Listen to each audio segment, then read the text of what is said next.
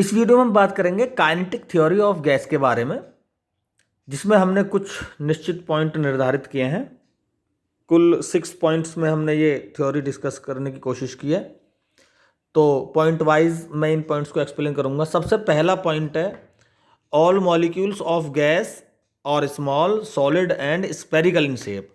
यानी इस थ्योरी के पहले पॉइंट में ये है कि मॉलिक्यूल्स बहुत छोटे होते हैं, सॉलिड होते हैं और इनकी शेप स्पेरिकल होती है। ठीक है।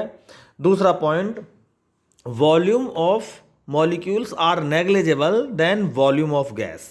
यानी गैस के वॉल्यूम के रेस्पेक्ट में एक मॉलिक्यूल का जो वॉल्यूम है वो नेग्लिजिबल है। Mass is negligible and velocity remain very large. यानी अनकंट्रोल्ड वेलोसिटी से ऑल डायरेक्शन में ओरिएंटेड रहते हैं ये मॉलिक्यूल। इनका जो मास है वो नेग्लिजिबल होता है, वेलोसिटी बहुत ज़्यादा होती है।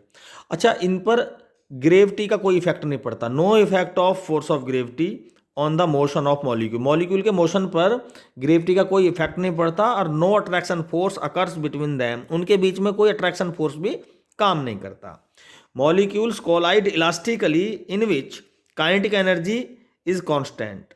यानी मॉलिक्यूल एक दूसरे से इलास्टिकली कोलाइड करते हैं और जो काइनेटिक एनर्जी होती है वो कांस्टेंट रहती है, उसमें कोई चेंज नहीं आता कोलिजन के दौरान। In this condition direction of motion of molecules change continuously. और जो मॉलिक्यूल्स की डायरेक्शन है, मोशन की डायरेक्शन, वो लगातार चेंज होती रहती है। Fifth point, average path between two successive collision is called mean free path. यानी दो लगातार टक्करों के दौरान जो भी एवरेज पाथ वो ट्रैवल करता है उसको कहते हैं हम मीन फ्री पाथ। इसके लिए हमने एक वीडियो एक्सप्लेन कर रखी है जिसमें हमने इसका एक्सप्रेशन भी ड्राइव किया हुआ है।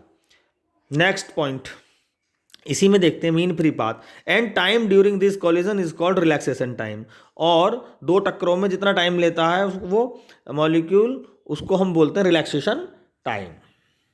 Six point, distribution of molecules in container remains uniform in all direction. ठीक है। यानी जो कंटेनर में मॉलिक्यूल्स होते हैं गैस के, वो हर तरफ हर डायरेक्शन में उनका डिस्ट्रीब्यूशन यूनिफॉर्म रहता है। तो यह है कुछ postulate kinetic theory of gas से रिलेटेड। तो देखो इसमें जरा मैं एक ये पॉइंट, फोर्थ पॉइंट और थोड़ा सा डिस्कस कर रहा हूँ। Molecules collides elastically. देखो ये कैसे इलास्टिकली कोलाइड्स करते हैं, इस ग्राफ को ज़रा ध्यान से देखिए। मैंने मान लिया एक मॉलिक्यूल तो यहाँ पर है और दूसरा मॉलिक्यूल यहाँ पर है। ठीक है। तो जब दो मॉलिक्यूल एक दूसरे से कुछ दूरी पर होते हैं तो वो लगातार जब एक दूसरे की तरफ को आते हैं तो उनकी काइनेटिक एनर्जी लगातार बढ़ती है। ठीक है, कुछ समय के लिए बढ़ती है। ये एरो बढ़ते हुए दिखाई दे रहे हैं ना। लेकिन कुछ जैसे जैसे नज़दीक आते हैं ना ये दोनों मॉलिक्यूल, तो इनकी वेलोसिटी घटना शुरू हो जाती है। घटना शुरू होने का मतलब ये पोटेंशियल एनर्जी कर्व ऊपर, ये पोटेंशियल एनर्जी पहले तो लगातार नेगेटिवली हो रही है ना। नेगेटिव होने का मतलब है काइनेटिक एनर्जी बढ़ रही है। और जैसे जैसे मॉलिक्यूल नज़दीक आ रहा है इस वाले मॉलिक्यूल के, तो ये नेगेटिव एनर्जी थोड़ी सी बढ़ रही है, यानी जीरो की तरफ को टेंड कर रही है और काइनेटिक एनर्जी घट रही है। इस पॉइंट पर देखें, एरो बिल्कुल पॉइंट बन गया, यानी काइनेटिक एनर्जी जीरो हो गई। लेकिन जैसे ही जीरो नहीं हुई, लेकिन वो मोशन की कंडीशन में है, तो यहाँ पर बहुत ज़्यादा नज़दीक है दोनों, ये दोनों मॉलिक्यूल्स। ठीक है।